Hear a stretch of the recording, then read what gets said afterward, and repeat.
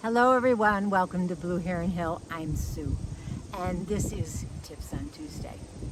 So I have today probably about 8 or 9 tips and for you. I just thought I would just kind of bunch them all together because there's some of these are the end of season tips that and since everybody's season happens at a different time and different vegetables that you're growing in your garden have a different time for which their harvest is nearing completion. I thought I'd just kind of group some of those all together. And the first one I'd like to talk to, and I did touch on this a little bit in one of the other videos, is harvesting your herbs. I got a big one right here.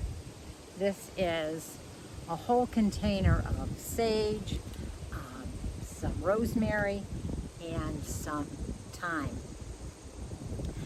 Thyme is a perennial around me and it will come back. And so, and I have a number of different locations where I grow it. And this one's in a pot. I think I'm probably going to take the thyme out and replant it in the garden. And fingers crossed it'll come back. If not, I probably have about 5 other locations that has thyme in it. This is sage, and that is sometimes a perennial in my zone, but I'm sure that since it's in a pot, it's not going to overwinter. I have a few that are planted in the ground, and those I'm going to protect before winter comes on, and they'll hopefully make it through. But with some of these, oh, and the rosemary that's in here, that's not a perennial here. So I need to clip off my stalks of my rosemary. I do have a large rosemary plant. I think it is, I don't know where it is. Oh, I know, it's out on my deck.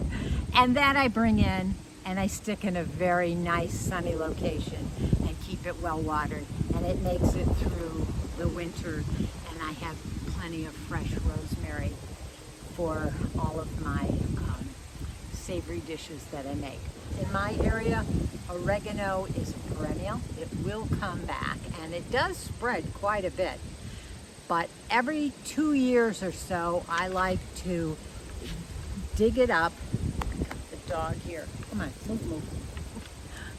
About every 2 years, I will dig it up and move it to different areas so it has a chance to increase its yield for me. Another way to save your herbs is by making cuttings. These are some cinnamon basil, and a couple videos ago I trimmed my cinnamon basil, and you can see that nice roots are being formed on the stems. These I'll bring inside, I'll pot up and then put them under grow lights or something, or a very sunny window in my house, and I'll have this cinnamon basil for throughout the winter. I also do that with regular sweet basil, and that works well too. This is a great tip at the beginning of the year. If you buy one plant and you pull off stems from it, root it, and then all of a sudden you have multiplied your basil crops, and you will then only have had to buy one basil plant.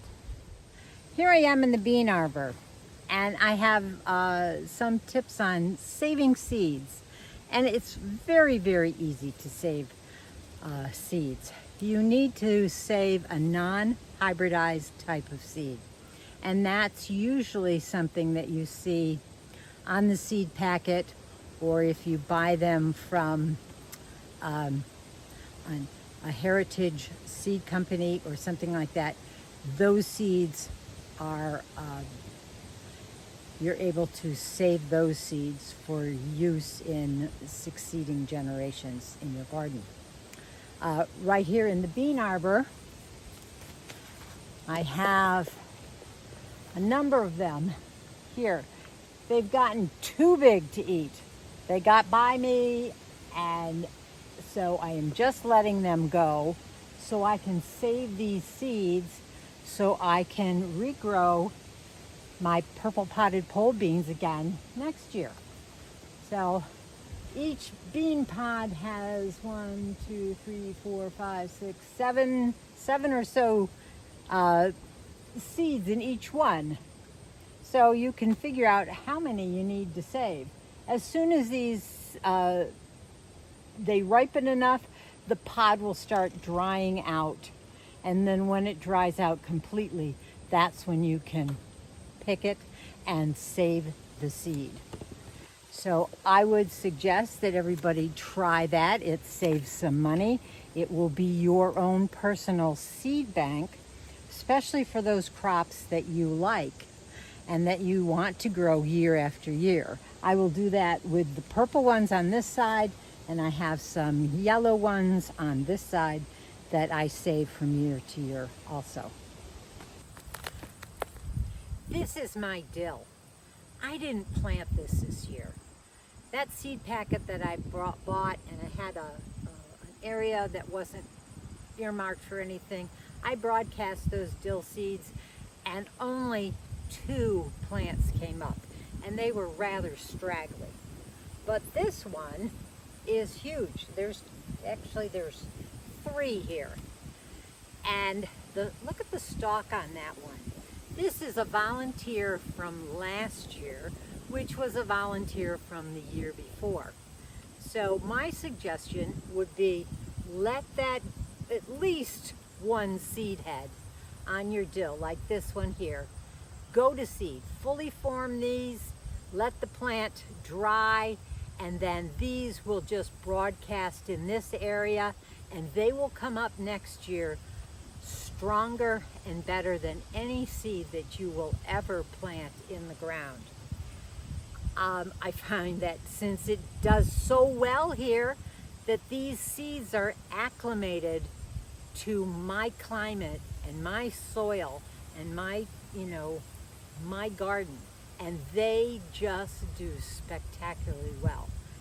That's how I've managed my dill, and it does well for me. So no more buying any seed packets of dill for me. I just let my dill head go to seed.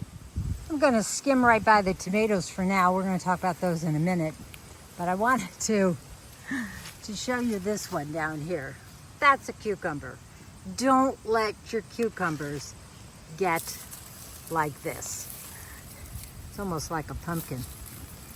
This signals the plant that the seeds in here are ready to be harvested and will grow new plants for the next year.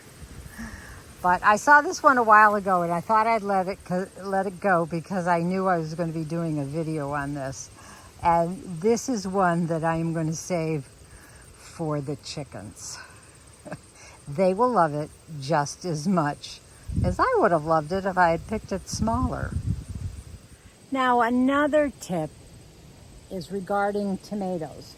Not only keep the foliage off of the ground, but also this time of year, you're going to have some smaller tomatoes, like about this size.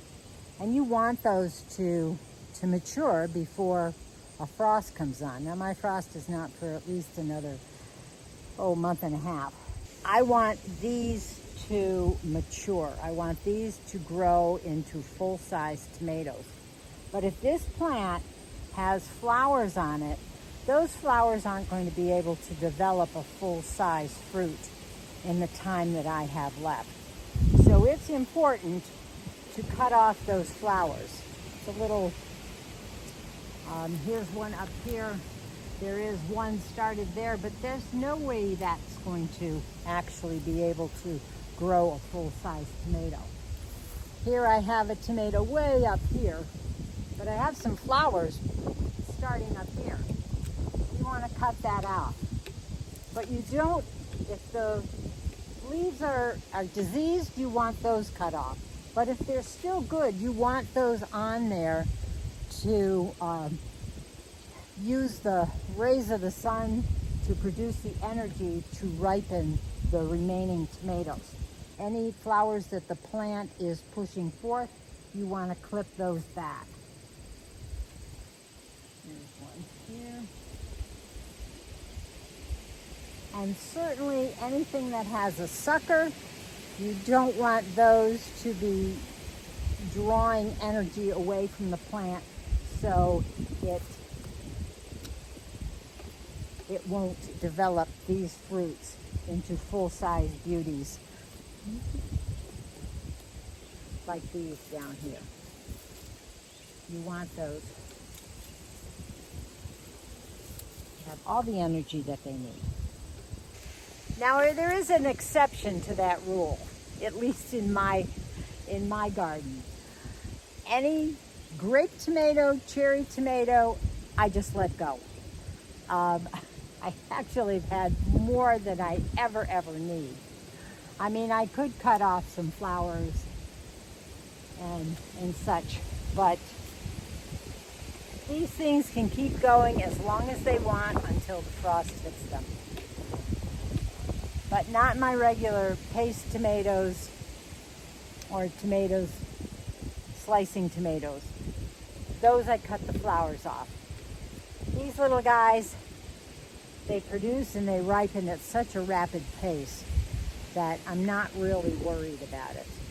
When the frost comes around and it's imminent, I will pick all of the green tomatoes off and let them ripen inside where they can just take their sweet time. Another tip would be if you are growing any kind of a squash, like for instance this one, which happens to be just a volunteer from my compost pile here. If you have any other flowers that are trying to form fruit, now's a good time just to cut those off. I'm looking through here to see if I have any of female flowers. Most seem to be the male flowers. Here's a female flower that didn't develop. So here's one here. I'm just going to cut that off because it's not going to have time to develop into anything like that. And I want all of the energy of that plant to go to producing something like that.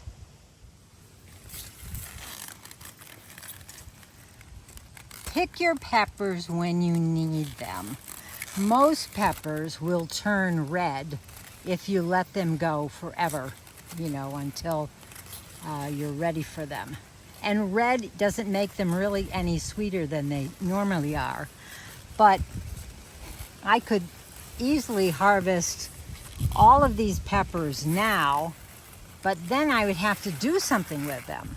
But I am going to harvest what I need now, and then if they turn red, that's fine. Let's see.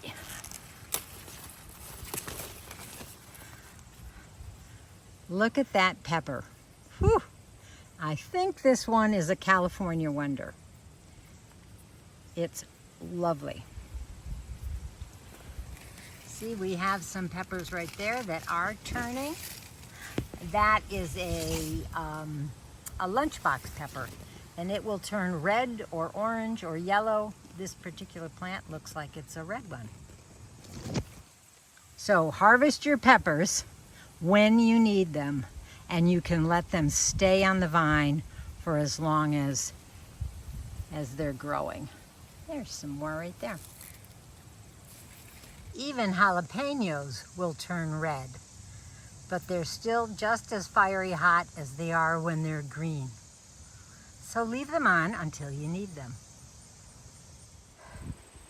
Another tip would be if you are growing any kind of a squash, like for instance this one, which happens to be just a volunteer from my compost pile here.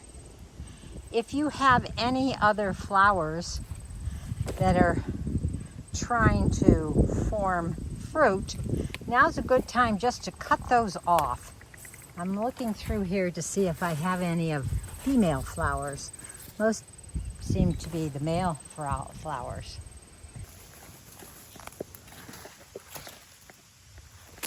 Here's a female flower that didn't develop. So here's one here.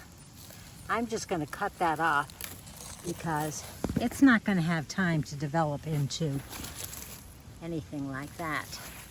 And I want all of the energy of that plant to go to producing